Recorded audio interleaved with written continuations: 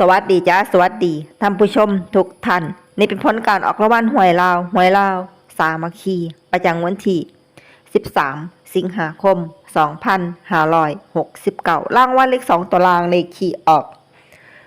73รางวัลเลข2ตัวบนเลขที่ออก62รางวัลเลข3ตัวบนเลขที่ออก362รางวัลเลข5ตัวเลขที่ออก87ผลการออกรางวัลหวยลาว362นี่ก็เป็นผลออกรางวัลหวยลาวสามัคคีประจำวันที่13สิงหาคม2569ขอให้โชคดีมีชัยถูกหวยลาวสามัคคีได้รับเงินกันทุกคนเด้อจ้าฝากไว้ในเด้อจ้าซับตะไคร้กดติดตามและเป็นกำลังใจขอขอบคุณทุกท่านที่เข้ามารับชมและรับฟังแล้วมาพบกันใหม่ในผลการออกหวยล